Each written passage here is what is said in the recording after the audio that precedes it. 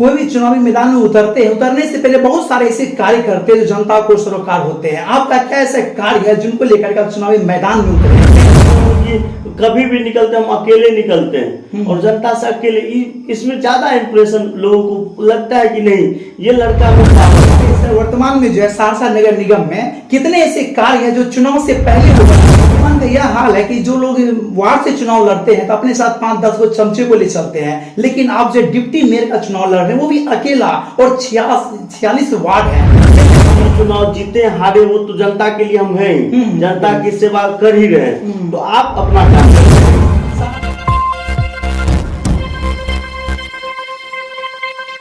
नमस्कार, आप देख रहे हैं पब्लिक सपोर्ट 24 में हूं आपके साथ प्रमोद कुमार। इस वक्त मेरी मौजूदगी है सहरसा नगर निगम में, जो कि करीब रात के 10 बजे है और मेरे सामने में बात करने के लिए तैयार है छात्र संघ के युवा राज्यों के नेता अभिषेक कुमार जी। जानने का प्रयास करेंगे इनसे कि किन किन मुद्दों को लेकर के डिप्टी मेयर से चुनाव लड़ने का प्रयास कर रहे हैं, क्योंकि चुनावी में कहते हैं साम दंड भेद सब चीज होंगे तो आप निकल सकते हैं, लेकिन ये छात्र संघ के युवा नेता राष्ट्र के अभिषेक कुमार जी किन किन एजेंडों को लेकर के चुनाव मैदान में उतर चुके हैं। सबसे पहले स्वागत आपका पब्लिक सपोर्ट 24 में। बहुत बहुत धन्यवाद आपको दिनेश जी, ना प्रमोद जी, और जितने भी पब्लिक सपोर्ट के लोग देख रहे हैं सबको प्रणाम करते हैं।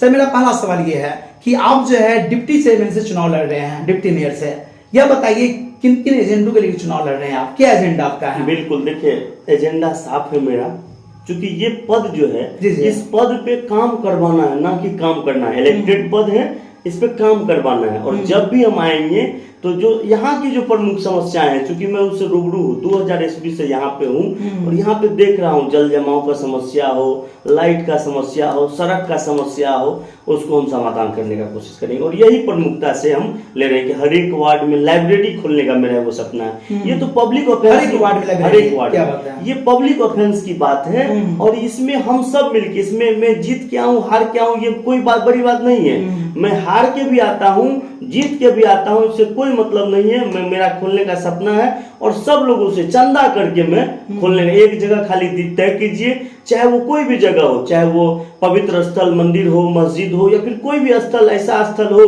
जहाँ पे लोग पढ़ाई लिखाई कर सके, तो उस जगह पे मैं लाइब्रेरी खोलने का मेरा सपना है। और निःशुल्क बच्चे आकर के पढ़ेंगे, तब एक सब समाज का निर्माण होगा। यही सोच के साथ में जनता के बीच जा रहा हूँ। कोई भी चुनावी मैदान में उतरते हैं, उतरने से पहले बहुत सारे ऐसे कार्य करते हैं जो जनता को सरोकार होते हैं। आपका क्या ऐसा कार्य है जिनको लेकर के आप चुनावी मैदान में उतरे हैं? क्या ऐसा कार्य है? बिल्कुल, देखिए मेरा कार्य ये है कि पहले सड़कों की स्थिति बहुत जर्जर थी। सहरसा जब आप आते तो आप बस स्टैंड से घुसते और यहाँ से निकलते हुए कोई भी ऐसा रोड नहीं था जो सही स्थिति में था।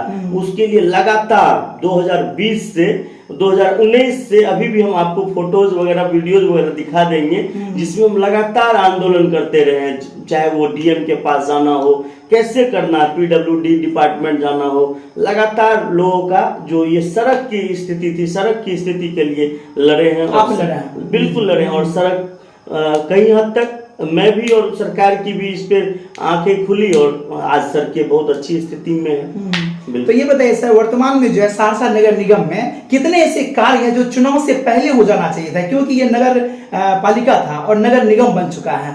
क्या ऐसे कार्य थे? देखिए बहुत सारे ऐसे काम थे, लेकिन अभी चूंकि जस्ट फॉर्मेशन हुआ है काम का जो है, अब सरकार की तरफ से, चूंकि अब फॉर्मेशन होने के बाद पहले होता क्या है कि चुनाव जो करवाया जाता है, चुनाव का थोड़ा सा हम आपको बताएंगे कि हर एक वार्ड में जो समस्याएं रहते हैं उसको वार्ड पार्षद का काम है उसको नोटिफाई करके ईओ को, यानी कि एग्जीक्यूटिव ऑफिसर को देना। और वहां पे एक मीटिंग होती है जिसमें 46 वार्ड के वार्ड पार्षद रहेंगे, मेयर रहेंगे, डिप्टी मेयर रहेंगे और ईओ रहेंगे। वो डिसाइड जो वार्ड का चिन्हित करके जो प्रॉब्लम लाएंगे उस पर मोहर लगेगा कि नहीं ये आप प्रॉब्लम सही लाए हैं, यहाँ पे सड़क बननी है, यहाँ पे ये बननी है, उसको ये काम होता है। ये प्रोसेस है और इसी प्रोसेस पे हम लोग काम करेंगे। जहाँ तक विचार है, चुनाव में जो है, नगर निगम चुनाव में लोग अनेकों खर्च करते हैं, अवैध रूप से भी खर्च करते हैं, बहुत कुछ करते हैं, लेकिन आपके पास क्या ऐसा एजेंडा है जो जनता आपको चुनेगी? क्योंकि आपके दावेदार बहुत सारे हैं, लेकिन जनता आपको ही क्यों चुनेगी? आप ऐसा क्या एजेंडा ला रहे हैं? देखिए, जनता को हम एक ही बात बोलते हैं, जब जनता के बीच जाते हैं हम जनसंवाद का कार्यक्रम रखते हैं, इसमें हम ही तो सिर्फ नहीं बोलेंगे, जनता भी बोलेगा। जनता से बोलवाते हैं कि यहाँ का क्या समस्या है, आपको क्या लगता है, किसको देंगे। और हम, मेरा जो कार्यक्रम होता है, मेरा पूरा सेटअप है, साउंड है, माइक लगा हुआ रहता है, लोगों से बात करते हैं और बोलते हैं कि मेरा नाम, अब चाहे अपनी भाषा में हो, मैथिली में हो, ये है, मैंने यहाँ से पढ़ाई लिखाई किया, पटना विश्वविद्यालय से, वहाँ पे छात्र राजनीति की, जिला परिषद लड़ा और लगातार आपके बीच हूँ। आपको जो सबसे योग्य लगता है प्रत्याशी, जात पात धर्म से ऊपर उठ के जो आपके बीच का हो, जो हमेशा आपके लिए कुछ ना कुछ करता हो, करते रहते हैं, तो लोगों को ये लगता है। और नंबर भी हम अपना देते हैं, बोलते हैं कि जब भी आपको जरूरत हो, चाहे मैं चुनाव जीतूं हारूं, उससे मतलब नहीं है, जनता का सेवा बरकरार रहेगा। जनता के बीच जो जाते हैं अभी, तो क्या कह के उनको रुझाते हैं, क्या कहते हैं, और जनता का रुझान कैसा आपके प्रति है? बिल्कुल, और बहुत रुझान है। जनता इतना प्यार की गला मिलने लगता है, कल ही परसों उठा लेता है, कभी गोद में ले लेता है कि नहीं आपको ही इस बार हमको उपमेयर बनाना है, इसलिए क्योंकि आप में मुझे लगता है कि आप जो है सो प्रतिनिधित्व जो करेंगे आपका शानदार रहेगा। आप हमेशा हम लोग की बात को सुनेंगे। और इसीलिए चूंकि मेरे पास पैसा वैसा नहीं है, मेरे पिताजी 2006 में 34,540, पिताजी भी लंबा संघर्ष के बाद शिक्षक बने और 2019-20 में रिटायर कर गए, तो बहुत कम दिनों का अवधि रहा, उसी में हम लोग जैसे तैसे पढ़ाई, पिताजी का हमेशा रहा कि पढ़ाई से जुड़ो। और भीमराव अंबेडकर जी भी हमेशा यही कहते थे कि शिक्षा वो शेरनी का दूध है, जो पिएगा वो दहाड़ेगा। और इसीलिए शिक्षा लेकर के आप लोग के बीच आए हैं, आपके अधिकार को दिलाने के लिए। जहां तक आज तक दिया नहीं जला था, वहां दिया जलाने आए हैं। वर्तमान का यह हाल है कि जो लोग वार्ड से चुनाव लड़ते हैं तो अपने साथ 5-10 को चमचे को ले चलते हैं, लेकिन आप जो डिप्टी मेयर का चुनाव लड़ रहे हैं वो भी अकेला, और 46 वार्ड है, कैसे टेकअप करते हैं अकेले? बिल्कुल, देखिए, जनता का प्यार है। हम अपने परिवार के जितने भी सदस्य हैं अलग अलग जगह निकल जाते हैं। बड़े पापा, मझले पापा, भैया हैं, हम हैं, माँ है, बड़ी मम्मी है, सब अलग अलग तरफ। और हम देखते होंगे कि कभी भी निकलते हम अकेले निकलते हैं, और जनता से अकेले, इसमें ज्यादा इंप्रेशन लोगों को लगता है कि नहीं ये लड़का में पावर। हम बोलते हैं कि किसी का समय हम नहीं बर्बाद करेंगे, उसको रखेंगे। मान लीजिए कोई लड़का मेरे साथ रहता है कभी कतार, वो संडे का दिन होता है तभी हम रखते हैं, चाहे कि छुट्टी का दिन हो, उसको समय मतलब ये ना लगे उसका पढ़ाई बाधित हो रहा हो। मैं हमेशा बोलता हूँ कि आप, मेरे बहुत सारे ऐसे दोस्त हैं, लड़के हैं जो चाहते हैं कि मेरे साथ एनी टाइम घूमे, हम सीधा मना करते हैं, बोलते हैं नहीं भैया आप अपना काम कीजिए, आपका रोटी, आपका पैसा, आपका पढ़ाई वो काम आएगा। हम तो मान लीजिए चुनाव जीते हारे, वो तो जनता के लिए हम हैं ही, जनता की सेवा कर ही रहे हैं, तो आप अपना काम करते रहिए। सहरसा नगर पालिका थी, अब नगर निगम हो चुका है, और यहाँ पे जो टैक्स जो है ज्यादा लगना शुरू हो चुका है। क्या टैक्स के मुताबिक जनता को लाभ मिल रही है आपके अनुसार? देखिए, टैक्स जो है सो हम उस पर भी बात किए हैं कि होल्डिंग टैक्स यहाँ पे अब ज्यादा लगेगा। तो होल्डिंग टैक्स हम अभी, जैसे कि अगर जीत के आते हैं तो मैंने वादा किया कि जो भी ग्रामीण परिवेश के जो गाँवें हैं, जो अभी भी गांव से कटे हैं जस्ट, उसको, चूंकि वहाँ के लोग किसान हैं, खेती पे निर्भर हैं, अब उससे आप होल्डिंग टैक्स लीजिएगा तो वो कहाँ से देगा? वो अभी शहर से जुड़ नहीं पा रहा, उसका रेंट नहीं ना लग रहा है जो वो होल्डिंग टैक्स देगा। इसीलिए हम सरकार से ये भी आवेदन करेंगे, ईओ साहब से, कि गाँव का होल्डिंग टैक्स कम हो, और हम चाहते हैं कि 20% मात्र लिया जाए शहर के अनुपात। नगर निगम सहरसा के द्वारा जो आपका किया गया कार्य है, 5 कार्यों को उल्लेख कीजिए जो कि बहुत ही महत्वपूर्ण है सहरसा के लिए, बताइए हमें। बिल्कुल, देखिए, आपको तो पहले ही बता दिए थे कि सड़क के लिए मैंने आंदोलन किया था। सड़क आज जो भी सड़कें हैं वो, और कभी भी जहाँ पे भी जिसको जरूरत होता है, चाहे वो प्रखंड कार्यालय में हो, अनुमंडल कार्यालय में हो, वो छोटी बड़ी हर एक कामों के लिए मैं हमेशा यहाँ रोकेंगे आपको। आपने सड़क के लिए आंदोलन किया था, लेकिन वर्तमान की हालात ये है, जब हमारी टीम पहुंची तो हर जगह पानी इतना लग जाता है कि जरा सा पानी होते ही जो है ना, मतलब घुटने पर पानी लग जाता है। क्या परिवर्तन हुआ आपके द्वारा किया आंदोलन? सड़क बनी, वो जो पानी लगने का समस्या है वो नाला का समस्या है, जल निकासी का समस्या है। क्योंकि जल निकलेगा नहीं तो जल तो जमा होगा।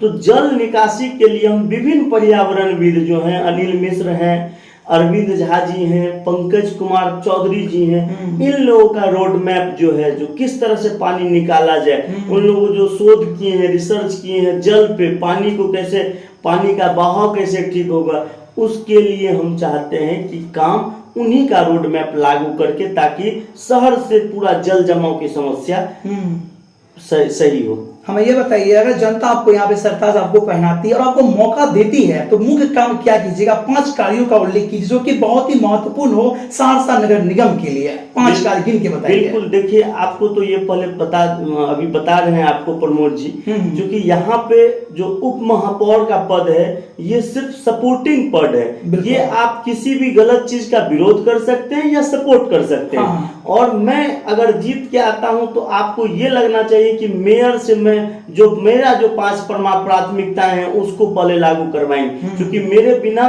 कोई भी जो काउंसिल मेंबर बनेगा, जो जितना भी कमिटी रहेगी, उस कमिटी नहीं चला सकता है कोई मेरे बिना। इसीलिए हम चाहेंगे अगर जीत के आते हैं तो उस कमिटी में जो जो अहम महत्वपूर्ण यहाँ की काम है, जैसे चाहे जल निकासी की काम हो, सड़कों की काम हो, चाहे वो रास्ता निकालने का काम हो, सड़क परिचालन का काम हो, सारा काम मेरे जिम्मे रहेगा और मैं इसे करवाऊंगा। वर्तमान की हालत यह है कि बस स्टैंड देखा जाए तो कोई व्यवस्थित ढंग से यहाँ पे चालू नहीं है, अन्य कुछ समस्या है, इस पे आप क्या कहना चाहेंगे? देखिए बस स्टैंड जो यहाँ पे अभी है वो बस स्टैंड नहीं, बस स्टैंड इधर बनी हुई है। और यहाँ पे कुछ दिक्कत क्या है ना कि जिला प्रशासन से मदद लेकर के, देखिए जो योग्य लोग अगर वहाँ पे आएंगे तो जिला प्रशासन से मदद लेकर के जहाँ पे बस स्टैंड है वहाँ पे बस को लगवाएंगे। वो बस स्टैंड का जगह ही नहीं है। बस स्टैंड वीर कुंवर सिंह चौक से आगे जब जाएंगे सुपरमार्केट के अपोजिट बस स्टैंड है, और वहाँ पे सब कुछ और ढंग से विकसित करेंगे, और विकसित हो भी रहा है, विकसित करवाएंगे। विकसित करेंगे नहीं, क्योंकि ये मेरी पावर नहीं है, ये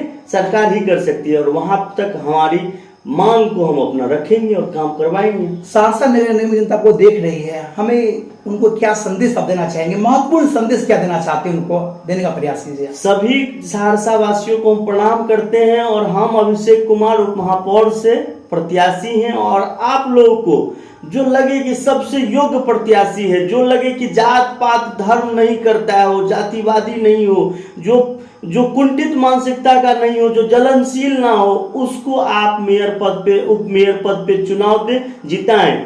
और मुझे वोट करे या ना करे, वोट देने जरूर जाएं, और मतदान जो कि बढ़नी चाहिए, और मतदान होगा उसके बाद ही हम समझते हैं कि एक सजग जो हमारा समाज का निर्माण होगा। वो चाहे आप जाकर के नोटा दबा दीजिए, नोटा का अगर ऑप्शन है तो नोटा दबाइए, लेकिन वोट करने जरूर जाइए। समय धन्यवाद आपका, बहुत बहुत। तो ये थे मेरे साथ अभिषेक कुमार जी, जो कि एक ऐसे छात्र नेता रह चुके हैं जो कि जिला पार्षद से खड़ा हुए थे, तो तीसरे नंबर पे आए थे बिना कोई पैसा खर्च किए, और इनकी लोकप्रियता इतनी है कि ये लगे रहते हैं जनता की सेवाओं में। फिलहाल देखना लाजमी हुआ कि आने वाले चुनाव में जनता इसको कहां तक सरताज पहनाती है, कहां तक इसको वोट देती है, तो ये देखना लाजमी होगा। फिलहाल आप देख रहे थे पब्लिक सपोर्ट 24, मैं प्रमोद कुमार, धन्यवाद।